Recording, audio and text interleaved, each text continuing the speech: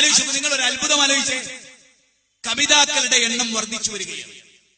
2 കുട്ടികളുള്ള ഉമ്മ കുട്ടികളെ കഴുത്ത് ഞെരിച്ചു കൊന്ന് ഓട്ടോ ഡ്രൈവർമാരുടെ കൂടെ ഓടിപ്പോവുകയാണ്.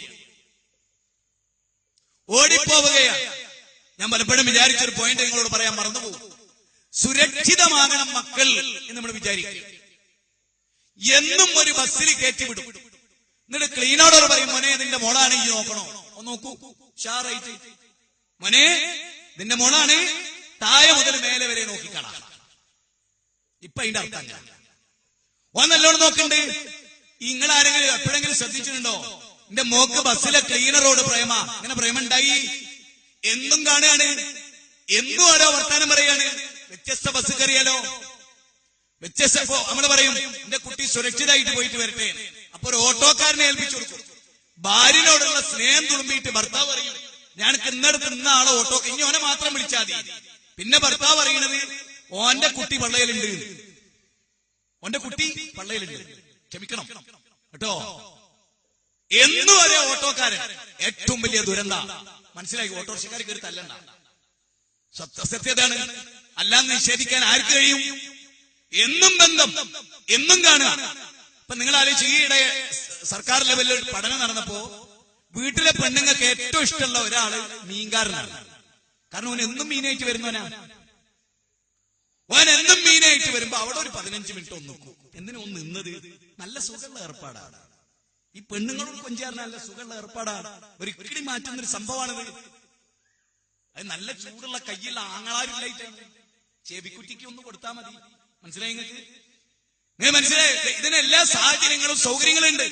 അവിടെ ഞാനൊരു കാര്യം പറയും. ഈയിടെ ഏറ്റവും കൂടുതൽ 3 ആള്, ഓട്ടോ ഡ്രൈവർ, ബസ്സിലെ ക്ലീനർ ആൻഡ് മീൻകാരൻ, ഇവരെ കൂടിയാണ് ഏറ്റവും കൂടുതൽ സ്ത്രീകൾ വീട്ടിൽ നിന്ന് പോകുന്നത്.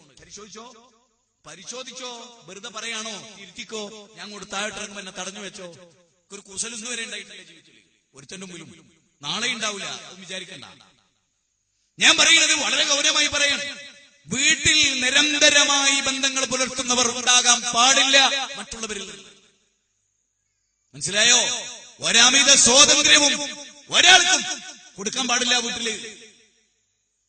എന്നും പച്ചക്കറി വാങ്ങാൻ ഏൽപ്പിക്കരുത്. കഴിഞ്ഞ ദിവസം എന്റെ അടുത്തൊരു ഫാമിലി വന്നു. എന്നും ആ വീട്ടിൽ ഭർത്താവ് ഗൾഫിലാണ്. എല്ലാ കാര്യവും ചെയ്തു കൊടുക്കാൻ അയൽവാസിയെ ഒരു ചെക്കനെ ഏൽപ്പിച്ച്. വെറും കുരുന്ന് 21 വയസ്സല്ലേ, ഓക്ക് 40 വയസ്സ്. മുറുകിയ പ്രേമം ഓനോട്. വകുപ്പ് വെച്ചു കൊടുക്കരുത്. മനസ്സിലായോ? നല്ല ഉത്തരവാദിത്വത്തോടു കൂടി ഞാൻ പറയുന്നത്. തോറ്റുപോകും, തോൽക്കേണ്ടി വരും. ദാമ്പത്യ ജീവിതത്തിൽ കണ്ണീര് കുടിക്കേണ്ടി വരും. ഉറപ്പ്. കുടിച്ചിട്ടുണ്ട്. ലോകം ഇന്ന് കുടിക്കുന്നുണ്ട്. കുടുംബ ശൈഥില്യത്തെ പോലെ ആധുനിക ലോകം അനുഭവിക്കുന്ന ഒരു മഹാദുരന്തവും ഇന്ന് ലോകത്തില്ല. യൂറോപ്യൻ രാജ്യങ്ങളിൽ അമേരിക്ക, ഫാദർലെസ് അമേരിക്ക എന്ന പുസ്തകം, തന്തയില്ലാത്ത അമേരിക്ക. ആരാമോണേ നിന്റെ ഉപ്പ, ആരാമോണേ നിന്റെ ഉമ്മ ചൂണ്ടിക്കാണിക്കാൻ തന്തമാരില്ലാത്ത അമേരിക്കയുടെ ദയനീയ സ്ഥിതി ഈ നാട്ടിലുണ്ടാവും. യുവാക്കളെ ഉണർന്നോളി. കാലം മാറി, ലോകം മാറി. ചാനലിന്റെ മുമ്പിലാണ്. മനസ്സിലായോ? ചാനലിന്റെ മുമ്പിലാണ്, മൊബൈലിന്റെ മുമ്പിലാണ് 2 വയസ്സുള്ള ചെക്കനും കുട്ടിയും ഒക്കെ എല്ലാ തോന്നിയാസവും ഇന്നത്തെ ലോകത്ത് പഠിക്കുകയാണ്. അവിടെ ഞാനൊരു കാര്യം പറയാം. പെൺകുട്ടികളോടും ആൺകുട്ടികളോടും ഞാൻ പറയാം, നമ്മൾ ഒരു തരം ഭ്രാന്തന്മാരായി മാറിയിരിക്കുന്നു. ഭ്രാന്തുണ്ട് പുതിയ സമൂഹത്തിന്. കേരളം ഇന്ന് ഭ്രാന്താലയമാണ്. എങ്ങനെ ഭ്രാന്താലയമായി ഞാൻ വിശദീകരിക്കുന്ന എന്റെ വിശദീകരണത്തിൽ എതിർപ്പുണ്ടെങ്കിൽ പറഞ്ഞോളൂ. ഞാൻ പഠിപ്പിച്ചു തരാം നിങ്ങൾക്ക് ഈ വിഷയം. എന്താ? ഒരു കോളേജിൽ പോകുന്നു. 2 ആഴ്ച കാണുന്ന ചെക്കനോട് ഓൾക്ക് സ്നേഹം ഉണ്ടാവും. 2 ആഴ്ച കാണുന്ന കൂട്ടുകാരനോട് ഓൾക്ക് വേറൊരു സ്വഭാവത്തിൽ സൂക്കേട് തുടങ്ങുന്നു. ഓൾക്ക് ഇഷ്ടാവുകയാണ്. ഇഷ്ടപ്പെടാൻ ഓനെന്താ യോഗ്യത? ഒന്നുമില്ല. നിങ്ങൾ ഇപ്പോഴത്തെ പെൺകുട്ടികളെ ആൺകുട്ടികളെയും കണ്ടിട്ടുണ്ടോ? തെരഞ്ഞെടുക്കുന്ന ചെക്കനെ കണ്ടിട്ടുണ്ടോ? വെളുത്തു സുന്ദരിയായ തൊട്ടാൽ അത്ര പരിമളമുള്ള സൗന്ദര്യമുള്ള പെണ്ണ് തെരഞ്ഞെടുക്കുന്നതാരാ? എന്താ യോഗ്യത? സുഹൃത്തുക്കളെ, ഇന്ന് ലോകത്ത് ഇപ്പൊ കഴിഞ്ഞ ദിവസം ഞാൻ ഓരോ കാര്യങ്ങൾ പറഞ്ഞു. നിങ്ങളൊന്ന് ആലോചിച്ചേ. ആരെയാ ഇഷ്ടപ്പെടുന്നത്?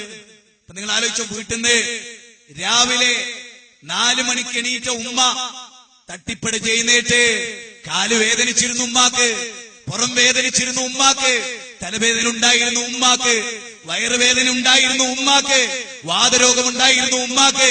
എല്ലാം വകവെക്കാതെ രാവിലെ എഴുന്നേറ്റ് എന്റെ കുട്ടിക്ക് 6 മണിക്ക് കോളേജ് പോണം, എന്റെ മോക്ക് 6 മണിക്ക് കോളേജ് പോണം എന്ന് വിചാരിച്ച് നേരത്തെ എഴുന്നേറ്റ് ആ മോൾക്ക് വേണ്ടിയുള്ള ഭക്ഷണങ്ങളൊക്കെ ഉണ്ടാക്കി അവളുടെ ടിഫിൻ പാത്രത്തിൽ ഭക്ഷണമൊക്കെ വെച്ചു കൊടുത്ത് ഓളെ ബാഗിലെടുത്ത് വെച്ച് ഓളെ കുളിപ്പിച്ച് ഓളെ ഒരുക്കി വാപ്പപ്പുറത്ത് അയൺ ചെയ്തിട്ടുണ്ടായിരുന്നു, മോൾക്ക് വേണ്ടി സൗകര്യം ഏർപ്പെടുത്തിയിട്ടുണ്ടായിരുന്നു. രാവിലെ എഴുന്നേറ്റ് കാർ സ്റ്റാർട്ട് ചെയ്തിരുന്നു. ഈ മോളെ ശ്രദ്ധിക്കണേ എന്ന് പറഞ്ഞ് കൊണ്ടുപോയി ആക്കി